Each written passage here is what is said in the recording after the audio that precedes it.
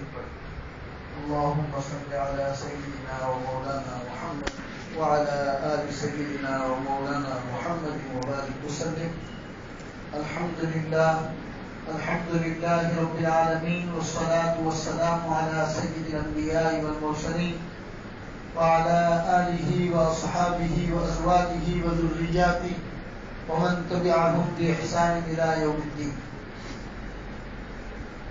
أعوذ بالله من الشيطان الرجيم. بسم الله الرحمن الرحيم. ادعوا ربكم تضرعا وخفية إنه لا يحب المعتدين. وقال النبي صلى الله عليه وسلم الدعاء مخ العبادة. صدق الله العظيم وصدق رسوله النبي الكريم ونحن على ذلك لمن الشاهدين والشاكرين والحمد لله رب العالمين. میرے محترم دینی بھائیو، گزشتہ جمعہ کو ہماری گفتگو اس بات پر ہوئی تھی کہ انسان کو اپنی زندگی میں اللہ کے ذکر کا ایک خاص وقت متعین ضرور کرنا چاہیے.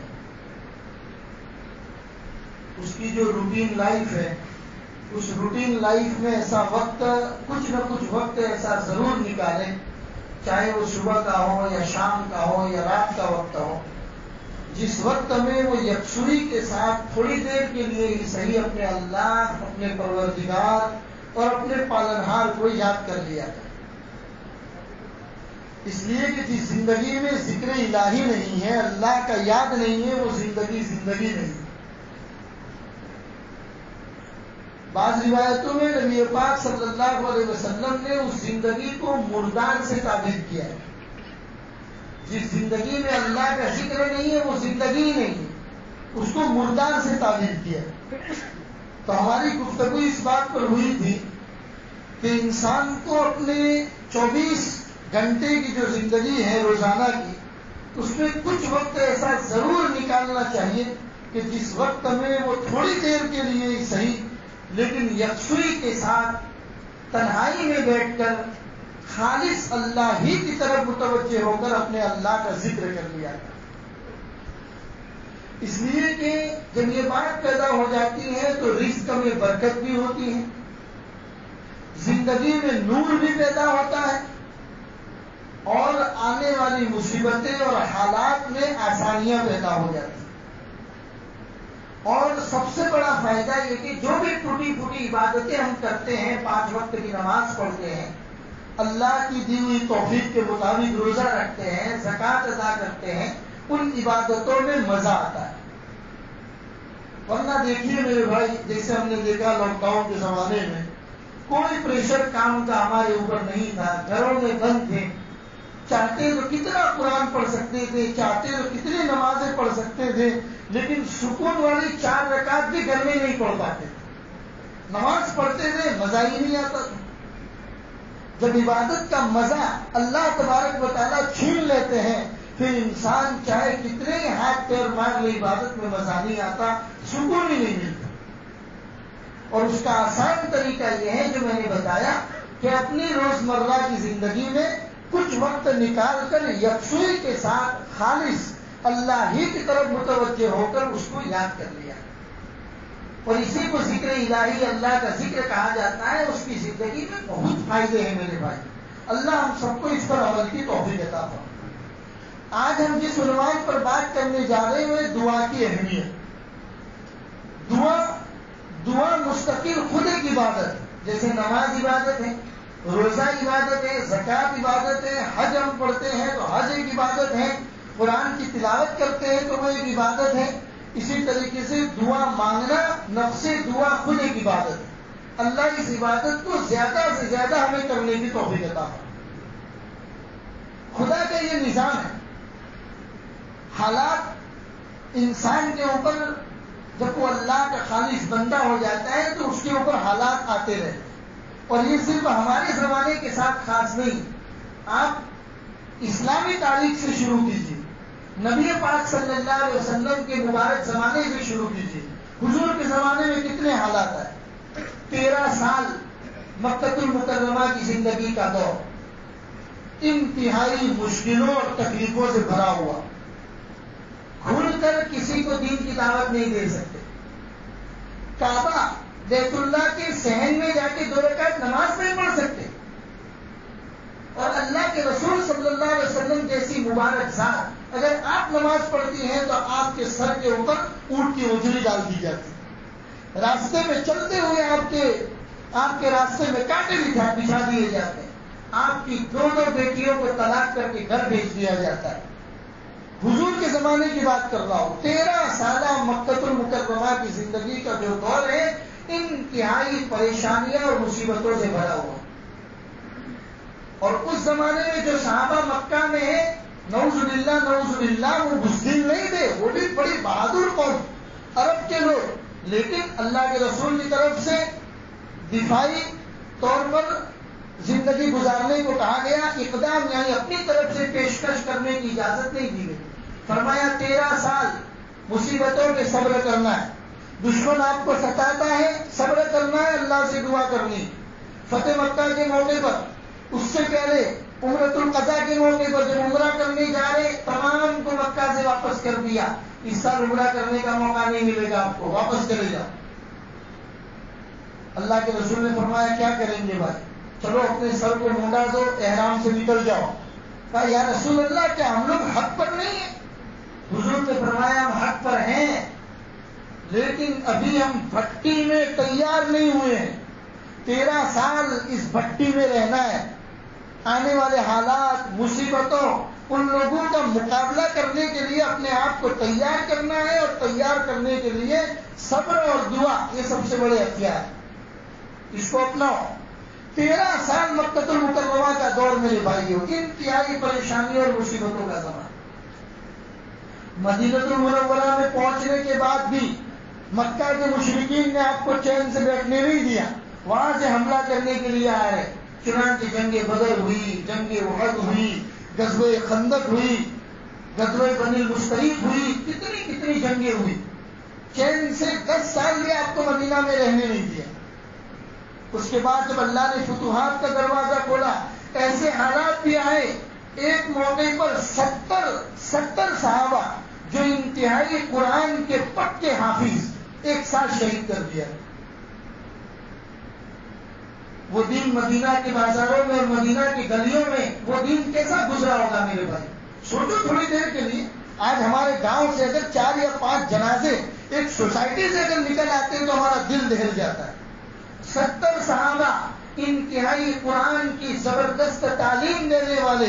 وہ بھی کچھ لوگ آئے, انہوں نے ریکویسٹ کی کہ آپ ان صحابہ کو ہمارے علاقے میں بھیجیے تاکہ لوگوں کو پڑھائے. ان کے ساتھ دھوکہ ہوا اور دھوکے سے 70 صحابہ کو شہید کر دیا. ایسے بھی حالات آئے. ایسے بھی حالات میں اللہ کے رسول صلی اللہ علیہ وسلم اور آپ کے صحابہ نے صبر کا دامن ہاتھ سے نہیں چھوڑا, لیکن فرمایا دعا کا اہتمام کرو, اللہ فتوحات کا دروازہ کھولے. تو کہنے کا مطلب یہ تو اللہ کے رسول کے زمانے کی بات ہوئی. پھر ابوبکر صدیق کے زمانے میں مسلمہ کذاب, اسود عنسی, طلحہ بن خویلد, ایسے لوگ پیدا ہوئے جنہوں نے نبی کا دعویٰ کر دیا. ہم نبی نعوذ باللہ من ذالک. حضرت عمر کے زمانے میں حالات آئے. فیروز نام کے آدمی نے حضرت عمر کو برچھا مار کر شہید کر دیا. وہ بھی عین فجر کی نماز پڑھانے کے لیے مصلی پر آ رہے ہیں اور نیزہ مار کے شہید کر دیا. وہ عمر کہ جن کے نام سے فلسطین میں بیٹھے ہوئے یہودی کاٹا کرتے تھے, ان کو بھی شہید کر دیا.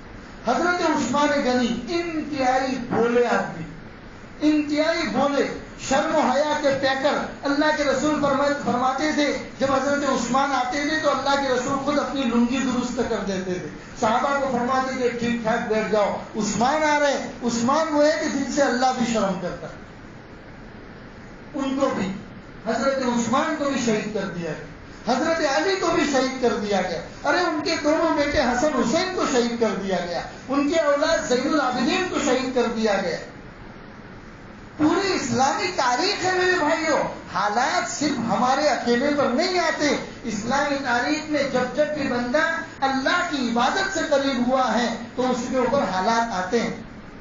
کسی شاعر نے کہا ہے بڑا آسان سمجھتے ہیں لوگ مسلمان ہونا, بڑا آسان سمجھتے ہیں لوگ مسلمان ہونا اتنا آسان نہیں ہے، پٹیوں سے گزرنا ہے. ارے یہاں تو نہیں، کل حساب کتاب کے اندر میں پل صراط پر سے گزریں گے تب جا کے جنت ملے گی.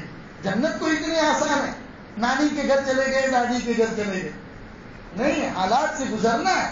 لیکن اسلام کا کوئی پہلو ایسا نہیں ہے کہ جس کو اسلام نے تشنا اور پیاسا چھوڑا ہو. اسلام نے ہر موقع پر ہماری گائیڈ لائن ہمیں دی ہے، ہمیں رہنمائی دی ہے. جب بھی تمہارے اوپر حالات آتے ہیں متوجہ ہو جاؤ اپنے اللہ کی طرف. قرآن کریم میں اللہ فرماتے ہیں کہ میرا بندہ جب جب بھی مجھ سے مانگتا ہے مجھے اس پر بڑا پیار آتا ہے.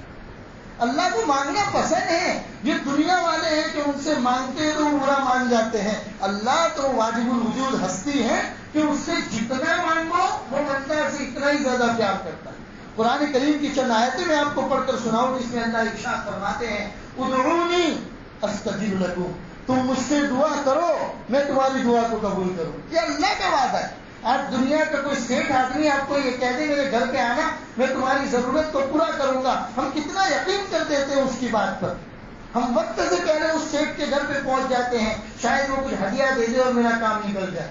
یہ تو مالکوں کا مالک ہے، کائنات کا مالک ہے، رب العالمین ہے. وہ بار بار قرآن میں مجھ سے اور آپ سے کہہ رہا ہے ادعونی، مجھ سے دعا کرو، استجب لکم، میں تمہاری دعا کو قبول کروں. قرآن کریم کی دوسری آیت میں اللہ فرماتا ہے ادعوا ربکم تضرعا وخفیہ، اپنے اللہ سے مانگو، گر گرا کر مانگو، چھپ چھپ کر مانگو. اللہ خود کہتا ہے ادعونی ربکم تضرعا وخفیہ، گر گرا کر مانگو جتنا ہو سکے. اس کے سامنے جتنا رو گے اس کو اتنا ہی زیادہ پیار آئے گا. اور خاص طور پر جب وہ رونا توبہ کے لیے ہوتا ہے، استغفار کے لیے ہوتا ہے، تب تو اس اللہ کو بندے پر اتنا پیار آتا ہے کہ اس کے آنکھ سے نکلا ہوا آنسو زمین پہ نہیں گرتا، اس سے پہلے اللہ اس کی مغفرت کر دے. اسی لیے دعا کا اہتمام اسلام میں دعا کو بڑا درجہ دیا گیا ہے میرے بھائی. اسی لیے دیکھیے لاکھوں روپیہ خرچ کر کے ہم حج کے لیے جاتے ہیں. آپ حج کو دیکھیے، حج کا جو پورا سسٹم ہمیں دیا گیا ہے کہ حج میں جب آپ جاتے ہیں آپ نے احرام باندھا فوراً آپ کو سکھایا گیا لبیک اللہم لبیک لبیک لا شریک لک لبیک، بار بار آپ کو سکھایا جا رہا ہے تاکہ آپ اپنے اللہ سے کہیں. کیا معنی لبیک کا؟ لبیک کا معنی یہی حاضر ہوں، میں اللہ میں حاضر ہوں، اللہ میں آپ کی رحمتوں کو سمیٹنے کے لیے حاضر ہوں، اللہ میں اپنی دعاؤں کو قبول کروانے کے لیے حاضر ہوں، اللہ میں اپنی توبہ اور استغفار آپ کے دربار میں قبول کروانے کے لیے حاضر ہوں. جب سے آپ نے احرام باندھا آپ کو دعا سکھائی گئی. پھر جب آپ بیت اللہ کا طواف کر رہے ہیں آپ کو دعائیں سکھائی گئی. صفا مروہ کی سعی کر رہے ہیں آپ کو دعا سکھائی گئی. ملین خزرین میں آپ دوڑ رہے ہیں آپ کو دعا سکھائی گئی. آپ عرفات کے میدان میں جاتے ہیں، مزدلفہ میں جاتے ہیں، عرفات کے میدان میں آپ کو کہا کہ بھئی ظہر اور عصر کی نماز آپ کو ایڈوانس ظہر میں پڑھ لینی. کیوں؟ تاکہ ظہر اور عصر ساتھ میں پڑھ کے عرفات کے میدان میں آپ کا کام صرف دعا کرنا ہے اور کچھ کام نہیں، تاکہ عصر کے لیے آپ کو کھڑا نہ ہونا پڑے، آپ کو ڈسٹرب نہ ہو. آپ کو بس پورا جب تک آفتاب غروب نہیں ہوتا، سورج غروب نہیں ہوتا، تب تک آپ کو پوری یکسوئی کے ساتھ اللہ کی عبادت میں لگنا ہے. آفتاب غروب ہو گیا آپ کو کہا چلو مزدلفہ میں چلو. مزدلفہ میں جا کے آپ کو ابھی مغرب کی نماز نہیں پڑھنی ہے، حالانکہ مغرب کا ٹائم ہو گیا ہے، لیکن کیا کہا گیا؟ یہ تعلیم دی گئی چلو آتے ہی فوراً دعا میں لگ جاؤ، دعا میں لگ جاؤ، عشاء تک دعا میں لگے رہو. جب عشاء کا وقت ہوگا تب مغرب اور عشاء ساتھ میں پڑھیں گے. کیوں؟ دعا کا اہتمام کیا گیا میرے بھائیوں. حج کے زمانے میں آخری دیدار بیت اللہ کا کر کے جب نکلو گے، جس کو طواف زیارت کہا جاتا ہے، آخری طواف زیارت کر کے نکلو گے، اس وقت نہیں کہا گیا کہ بیت اللہ کے اوپر آئندہ نظر پڑے نہ پڑے خدا کے ہاتھ میں ہے، اسی لیے مانگتے ہوئے جاؤ، مانگتے ہوئے جاؤ، جتنا ہو سکے اللہ سے مانگتے ہوئے جاؤ. میرے بھائیوں دعا کا اسلام میں بڑا اہتمام، اسی لیے دعا کا کہا گیا. نبی پاک صلی اللہ علیہ وسلم نے صحابہ کرام رضوان اللہ علیہ مجمعین کو دعا کا اہتمام کروایا. روایتوں میں آتا ہے سیدنا حضرت عائشہ صدیقہ رضی اللہ تعالی عنہا کے گھر پر اگر کوئی فقیر مسکین مانگنے کے لیے آتا تو آپ اپنے گھر کی نوکرانی کے ساتھ اس کو کچھ پیسہ بھجوا دیتے اور اس کو کہتے کہ سننا جب تم یہ پیسہ اس کو دو تو وہ فقیر کیا دعائیں دیتا ہے اس دعا کو سننا. وہ نوکرانی جب آ کر واپس کہتی کہ اس نے آپ کو جزاک اللہ کہا ہے, آپ کو دعا دی ہے, تو حضرت عائشہ فوراً اس دعا کا بدلہ دعا سے دے دیتی اور کہتی تھی میں نے جو روپیہ پیسہ دیا ہے اس کا بدلہ تو میں اللہ سے لوں گی. اس نے مجھے دعا دی, دعا کا بدلہ دعا, اس لیے میں نے فوراً اس کو دعا واپس کر. اور دعاؤں میں بڑی تاثیر ہے میرے بھائی, بڑی تاثیر اللہ تبارک و تعالیٰ نے دعاؤں میں پیدا کی ہے. جب بھی حالات آتے ہیں انسان ٹوٹے ہوئے دل کے ساتھ اس کے دربار میں چلا جاتا ہے, سجدے میں جا کر گر گرا کر پچھتاوے کے دو آنسوؤں کے ساتھ اس دربار میں اپنی باہیں جب پھیلا دیتا ہے اس کی رحمت جوش میں آ جاتی ہے. آپ نے بنی اسرائیل کا وہ واقعہ پڑھا ہوگا. بنی اسرائیل کا ایک آدمی ایک پتھر کے سامنے بیٹھ کر روزانہ سنم سنم سنم نام کی پوجا پاٹ کیا کرتا. سنم ایک عربی ورڈ ہے اور اس کو اردو میں بت کہا جاتا ہے. جو بت جس کی پوجا پاٹ کی جاتی ہے اس کو عربی میں سنم کہا جاتا ہے. تو وہ سنم سنم کر رہا تھا, پورے دن کا تھکا ہوا تھا, مغرب کا وقت ہوا, تھکے ہوئے حالت میں اس کو اونگ آ گئی. نیند آنے سے پہلے جو حالات ہوتی ہے اس کو اردو میں اونگ کہا جاتا ہے.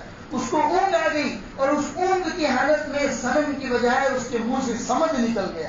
سمجھ یہ اللہ کا نام ہے. جیسے اس کے منہ سے سمجھ نکلا اللہ کی رحمت جوش میں آ گئی. فرشتے کہنے لگے اے اللہ آپ تو جانتے ہیں, اس نے آپ کا نام کوئی جان بوجھ کر آپ کو یاد کرتے ہوئے نہیں لیا, یہ تو سنم سنم کہہ رہا تھا, اونگ کی حالت میں اس کے منہ سے سمجھ نکل گیا, پھر بھی آپ کی رحمت جوش میں آ گئی. اللہ نے کہا وہ برسوں سے اس بت کو سنم سنم کہہ کر پکار رہا ہے, آج اس نے اگرچہ بھول سے پکارا, سمجھ تو کہا ہے, اگر آج میں بھی نہیں بولا تو اس پتھر میں میری ذات میں کیا فرق رہے. اللہ فرماتے اگر آج میں بھی نہیں بولا, میری رحمت بھی اگر جوش میں نہیں آئی تو اس میں اور مجھ میں کیا فرق رہ جائے. اسی لیے میرے بھائیوں اسلام میں دعا کا بڑا اہتمام کرنے کو کہا گیا ہے. اور دیکھیے نبی پاک صلی اللہ علیہ وسلم نے ہر چیز کی دعا سکھائی. یہاں تک کہ آپ بیت الخلا جاتے ہیں, ٹوائلٹ جاتے ہیں, تب بھی آپ کو دعا سکھائی اللہم انی اعوذ بک من الخبث والخبائث. کیونکہ جنات شیاطین جو لوگوں کو پریشان کرتے ہیں ان کا ٹھکانہ عام طور پر وہی واش روم اور ٹوائلٹ ہوتا ہے. اب بندے کو کہا گیا جب جاؤ باہر کھڑے رہ کر اپنا کپڑا کھولنے سے پہلے دعا سکھائیے, اے اللہ میں آپ کی پناہ میں آنا چاہتا ہوں ان شیطان مردود سے, یا جو بھی اس طرح کے لوگ وہاں رہتے ہیں ان سے میں آپ کی پناہ میں آنا چاہتا ہوں. یہ دعا سکھائیے. جب آپ ٹوائلٹ وغیرہ سے فارغ ہو گئے, جب باہر نکلے تب بھی آپ کو دعا سکھائیے غفرانک الحمدللہ الذی اذھب عنی الاذی وعافانی. یعنی اب تک ٹوائلٹ میں اللہ میں آپ کے ذکر سے غافل رہا تو سب سے پہلے تو میں سوری بولتا ہوں, غفرانک, اللہ میں سوری بولتا ہوں. پھر الحمدللہ الذی اذھب عنی الاذی وعافانی, اے اللہ تمام تعریفیں آپ کے لیے ہیں کہ آپ نے میرے پیٹ کی تکلیف کو دور فرما دیا اور مجھے عافیت دے. پوچھیے ان لوگوں سے جن کا پیشاب بند ہو جاتا ہے, پوچھیے ان لوگوں سے جن کا ٹوائلٹ بند ہو جاتا ہے, ان کو تکلیف کتنی ہوتی ہے, کیا کیا دوائیاں وہ استعمال کرتے ہیں. اور اسی لیے دعا سکھائی گئی. کھانے بیٹھنے سے پہلے بسم اللہ وعلی برکت اللہ دعا سکھائی گئی. بسم اللہ کہہ کر جب کوئی کھانا کھایا جاتا ہے مان لو کہ اگر اس میں کوئی تکلیف دینے والی چیز ہے اللہ اس سے آپ کی حفاظت فرما دے. کھانا کھا لیا تب بھی آپ کو دعا سکھائی الحمدللہ الذی اطعمنا وسقانا وجعلنا من المسلمین. اے اللہ تمام تعریف آپ ہی کے لیے کہ آپ نے مجھے پیٹ بھر کر کھانا کھلایا, مجھے آپ نے پانی پلایا, مجھے شکم سیر کیا, اور اس سے بھی بڑا تعریف آپ کی اس پر ہے کہ آپ نے مجھے مسلمان بنایا. یہ دعا ہر قدم پر دعا سکھائی. آپ سواری سفر کر رہے ہیں تو آپ کو دعا, اگر آپ ٹرین سے جا رہے ہیں, گاڑی سے جا رہے ہیں, کشتی سے جا رہے ہیں تو اس کی الگ دعا, ہوائی جہاز سے جا رہے ہیں تو اس کی الگ دعا. ہر جگہ پر نبی پاک صلی اللہ علیہ وسلم نے امت کی رہنمائی فرمائی اور بتایا کہ یاد رکھیے زندگی میں دعا کا بڑا اہتمام کرنا چاہیے. انسان جب دعاؤں کا اہتمام کرتا ہے اللہ کی پناہ میں چلا جاتا ہے. اس لیے دعاؤں کا میرے بھائیوں خوب اہتمام کرنا چاہیے. نبی پاک صلی اللہ علیہ وسلم نے مثال دے کر سمجھایا کہ تو دعا اپنے اللہ کے ساتھ کرنے میں ایسا ہو جائے کہ سبھی کی باذن اللہ, کہ جیسے کہ بچہ اپنی ماں کے ساتھ ہوتا ہے. بچہ جب کوئی شرارت کر کے آتا ہے, کپڑا گندا کر کے آتا ہے، ماں اس کو مارتی ہے، اس کو دروازے سے باہر نکالتی ہے، لیکن اس کے باوجود وہ بچہ گر گراتا ہے، لجاجت کرتا ہے، ماں کے پیر پکڑ لیتا ہے، بالآخر وہ وقت آتا ہے کہ ماں اس کو اٹھا لیتی ہے اور سینے سے چمٹا لیتی ہے۔ کہ اللہ کے رسول نے فرمایا تو بھی عبادت کے معاملے میں، اپنے دعا کے معاملے میں اپنے اللہ کے ساتھ ایسا ہو جا جیسا کہ بچہ اپنی ماں کے ساتھ ہو جائے۔ اتنی گر گرا کر اپنے اللہ سے دعا کر کہ تیرا اللہ باہیں پھیلا کر تجھے اپنے سینے سے لگا دے اور تو پھر اللہ کا کان بن جائے، اللہ کا ہاتھ بن جائے، اللہ کا پیر بن جائے، یعنی تیرا ہر کام اللہ کے بتائے ہوئے احکام کے مطابق ہو جائے۔ یہ ہمیں اسلام نے سکھایا میرے بھائی۔ قرآن کریم کی ایک اور آیت آپ کو پڑھ کر سناؤ، وَإِذَا سَأَلَكَ عِبَادِي عَنِّي فَإِنِّي قَرِيبٌ۔ اللہ اپنے نبی سے کہہ رہے یا محمد، وَإِذَا سَأَلَكَ عِبَادِي، جب میرا کوئی بندہ آپ سے آ کر پوچھے میرے بارے میں کہ اللہ کہاں ہے، آپ ماحول کو سمجھیے کہ اللہ اپنے نبی سے کیسے بات کر رہے۔ اللہ نے فرمایا وَإِذَا سَأَلَكَ عِبَادِي عَنِّي، میرا کوئی بندہ یا محمد آپ سے آ کر پوچھے کہ اللہ کہاں ہے تو کہنا فَإِنِّي قریب، میں تو بہت قریب ہوں۔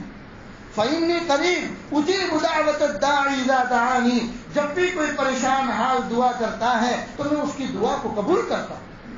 اللہ نے فرمایا فَلْيَسْتَجِیبُوا لِی، تم لوگ میرے سامنے آ کر دعائیں کرو، وَلْيُؤْمِنُوا بِی، مجھ پر ایمان رکھو، لَعَلَّهُمْ يَرْشُدُونَ، تا شاید کہ تم لوگ رہنمائی پا جائیں۔ قرآن کریم کی جگہ جگہ پر آیتوں میں ہمیں دعا کا اہتمام کہا گیا۔ میرے بھائیوں ہم دیکھتے ہیں حالات کتنے دن بدن حالات خبریں وغیرہ سننے کو ملتی، کئی موب لنچنگ ہو رہی ہے، کبھی کسی لڑکی کے ساتھ، کسی دوشیزہ نابالغ لڑکی کے ساتھ بلاత్కాر کا معاملہ ہو رہا ہے، مار کاٹ کے اس کو پھینک دیا جاتا ہے۔ ابھی تازہ واقعات گجرات ٹوڈے میں جو چھپ کر آیا، جام تاڑا جھارکھنڈ کا واقعہ کہ 2 مسلمان نوجوان لڑکوں کو پولیس کی طرف سے کہا جا رہا ہے کہ تم دونوں آپس میں بدفعلی کرو۔ یہ ملک کی پولیس کا حال، ایک پولیس 2 نوجوان مسلم لڑکوں کو کسٹڈی میں یہ کہہ رہی ہے اور ان کو ٹارچر کر رہی ہے، اس بات پر مجبور کر رہی ہے کہ تم لوگ آپس میں اغلام بازی کرو، بدفعلی کرو، تب جا کے تمہیں چھوڑا جائے۔ جو نبی پاک صلی اللہ علیہ وسلم کے زمانے سے دوری ہوتی چلی جائے گی میرے بھائیو، حالات تو آتے چلے جائیں گے، لیکن حالات کے اوپر صرف رونا نہیں ہے، اور رونا ہے تو اللہ سے رو، کسی اور کے سامنے کیوں روتے ہیں؟ حالات بھی وہ پیدا کرتا ہے اور حالات کے اندر راستے بھی وہی پیدا کرتا ہے۔ اس لیے مسلمان کا سب سے بڑا سہارا اس کا اللہ ہے۔ اللہ کی طرف متوجہ ہو اور متوجہ ہونے کے لیے دعاؤں کا اہتمام کرنا ضروری ہے۔ میں اپنے خاص طور پر نوجوان بھائیوں کو یہ بات کہتا ہوں جو خاص طور پر اسکول کالجز وغیرہ کے اندر پڑھتے ہیں، میں عام طور پر ایک درود شریف بتاتا ہوں جس درود شریف کو درود تنجینا کہا جاتا ہے، صلاۃ تنجینا، چھوٹا سا درود شریف ہے، اگر دھیان سے اس کو یاد کر لیا جائے تو وہ یاد ہو جاتا ہے، اس کا اہتمام کیجیے۔ فجر کے بعد نماز کے لیے جب اٹھے تو اس درود شریف کو پڑھ کے اپنے بدن پہ دم کر دو، پھر اس کے بعد جب بھی اپنی دکان کے لیے، کالجز، اسکول کے لیے نکلے، کاروبار کے لیے نکلو یا گھر سے جب بھی باہر نکلو تو اس درود شریف کو پڑھ کر اپنی بدن کے اوپر دم کر لیا کرو۔ رات کو جب بعافیت اپنے گھر میں واپس آ جاؤ، اپنے بال بچوں کے پاس آ جاؤ، تب بھی اس درود شریف کو پڑھ کر اپنے بدن کے اوپر دم کر دیا کرو، جس کو درود تنجینا کہا جاتا ہے، اور بڑی زبردست درود ہے۔ مجربات میں سے علماء کرام اور مفسرین نے فرمایا جب بھی کوئی زبردست حالات آئے ہیں، اس درود شریف کو پڑھ کر اللہ سے دعا کی گئی، اللہ نے اس دعا کو قبول فرمایا۔ اور درود شریف کی کیا فضیلتیں ہیں وہ تو انشاءاللہ ہم ربیع الاول کے مہینے میں آپ کے سامنے تفصیل سے بیان کریں گے کہ درود شریف کو اپنی زندگی میں کتنا اپنانا چاہیے، قدم قدم پر درود شریف کو پڑھنے کا اہتمام کرنا چاہیے، اور اس کی کیا کیا فضیلتیں ہیں، روزی میں برکت، حالات سے دوری۔ ارے آپ کے اوپر جتنی پریشانیوں کا سامنا ہے، آپ کو کوئی تعویذ کو پیچھے پڑھنے کی ضرورت نہیں ہے، ان درود شریف کو پڑھو اور اسی کے صدقے میں اپنے اللہ سے مانگو۔ محمد کے نام سے جب اللہ کے پاس مانگا جائے، اللہ اس ہاتھ کو واپس لوٹانے میں بھی شرم کرتا ہے۔ محمد کے نام سے جب مانگا جاتا ہے، اللہ اس ہاتھ کو واپس نہیں لوٹایا کرتا۔ اس لیے دعا کا طریقہ بتایا، دعا جب مانگنے کے لیے بیٹھو تو سب سے پہلے اللہ کی تعریف کرو۔ اللہ کی تعریف کرنا آپ کو زیادہ نہیں آتا؟ الحمدللہ رب العالمین، اس میں اللہ کی تعریف ہے، اتنا ہی پڑھ لو۔ پہلے اللہ کی تعریف کرو، دوسرے نمبر پر محمد الرسول اللہ پر درود و سلام بھیجو، جو بھی آپ کو آتا ہو۔ اگر آپ کو زیادہ نہیں آتا صلی اللہ علیہ وسلم، یہ بھی درود شریف۔ تو پہلے اللہ کی تعریف کرو، پھر محمد رسول اللہ پر درود بھیجو، پھر اس کے بعد جو بھی دعائیں کرنی ہو دعائیں کرو، اور دعا کرنے کے بعد دوبارہ محمد رسول اللہ پر درود بھیجو، گویا کہ آپ کی دعا پیک ہو کر اللہ کے دربار میں چلی گئی۔ جس کے آگے بھی درود ہے، جس کے پیچھے بھی درود ہے، اللہ تبارک و تعالیٰ اس دعا کو کبھی واپس نہیں لوٹائیں۔ اسی لیے میرے بھائیوں، دعاؤں کا خوب اہتمام کیا کیجیے، اور راتوں کو اٹھنے کی عادت ڈالیے، رات کو جلدی سوئیے۔ آخری پہر میں تہجد کے وقت میں جب بندہ اٹھ کر اپنے اللہ سے مانگتا ہے، اللہ تبارک و تعالیٰ کو اس بندے پر بڑا پیار رکھتا ہے۔ اسی لیے کسی شاعر نے کہا ہے کہ ہم رات کو رویا کرتے ہیں جب سارا عالم سوتا ہے، ہم رات کو رویا کرتے ہیں جب سارا عالم سوتا ہے، ایک ٹھیس جگر میں اٹھتی ہے، ایک درد سا دل میں ہوتا ہے۔ دل میں درد پیدا کرنے کے لیے ضروری ہے کہ رات کے آخری وقت میں اٹھ کر اپنے اللہ کے سامنے کچھ گڑ گڑا کیجیے، کچھ مانگا کیجیے، دعاؤں کو اپنی زندگی کا حصہ بنائیے۔ گزشتہ جمعہ کو ہم نے آپ کو بتایا تھا کہ اپنی زندگی میں اللہ کا ذکر ہونا چاہیے، اللہ کے ذکر کو اپنی زندگی کا حصہ بنائیے۔ اس جمعہ کو ہم آپ کو یہ پیغام دیتے ہیں کہ اپنی زندگی میں دعاؤں کو شامل کیجیے۔ دعا بہت بڑا ہتھیار ہے۔ اللہ کے رسول کی حدیث میں نے آپ کو پڑھ کر سنائی، جس میں اللہ کے رسول نے فرمایا الدعاء مخ العبادہ، تمام عبادتوں کو ملا کر اگر نچوڑا جائے تو اس کا جو رس نکلے گا، رس، اسی رس کو عربی میں مخ کہا جاتا ہے، مخ، یعنی تمام عبادتوں کا نچوڑ اگر کوئی ہے تو وہ دعا۔ اسی لیے دعاؤں کا اہتمام کیجیے۔ انسان جب خود پریشان ہوتا ہے اور پریشانی کی حالت میں اللہ کے دربار میں دعا کرتا ہے تو وہ دعا جلدی قبول ہوتی ہے اس کے مقابلے میں کہ آپ کوئی مولانا سے دعا کرواؤ۔ وہ تو کریں گے لیکن آپ خود پریشان ہیں۔ اپنی پریشانی کو اپنے پروردگار کے سامنے رکھیے اور پھر دیکھیے اللہ کی طرف سے کیا سہولتیں پیدا ہوتی ہیں۔ اللہ تبارک و تعالی ہم لوگوں کے زندگی کے اندر دعاؤں کو اپنا حصہ بنانے کی توفیق عطا فرمائے۔ صحابہ کرام رضوان اللہ علیہم اجمعین کی زندگی میں جو ترقیات ہوئی تھی وہ دعاؤں کی وجہ سے ہوئی تھی۔ اسی لیے کسی شاعر بلکہ علامہ اقبال نے کہا ہے کہ فضائے بدر پیدا کر، فضائے بدر یعنی بدر جیسا ماحول پیدا کر، فضائے بدر پیدا کر، فرشتے تیری نصرت کو اتر سکتے ہیں گردوں سے قطار اندر قطار اب بھی۔ جیسے فرشتے بدر کے میدان میں اترے تھے، آج تیری اور میری مدد کے لیے بھی فرشتے اتر سکتے ہیں، لیکن ضرورت تو ہے کہ کوئی بدر جیسا ماحول تو پیدا کرے۔ اللہ تبارک و تعالی خاص طور پر مسلمانوں کی حفاظت فرمائے۔ نوجوان جو اسکول کالجز وغیرہ میں جاتے ہیں، ٹرینوں میں سفر کرتے ہیں، میں ان سے خاص طور پر گزارش کرتا ہوں کہ صلاۃ تنجیمہ پڑھنے کا اہتمام کیجیے، اپنے بدن کے اوپر دم کر کے پھر اپنے گھر سے باہر نکلیے۔ آپ اللہ کی حفاظت میں چلے جائیں گے۔ جب اللہ کی حفاظت میں چلے گئے تو دنیا کی کوئی طاقت میرا اور آپ کا نقصان نہیں کر سکتی۔ اللہ ہم سب کو کہنے سننے سے زیادہ عمل کی توفیق عطا فرمائے۔ وصلی اللہ علی النبی الکریم وعلی آلہ واصحابہ اجمعین برحمتک یا ارحم الراحمین۔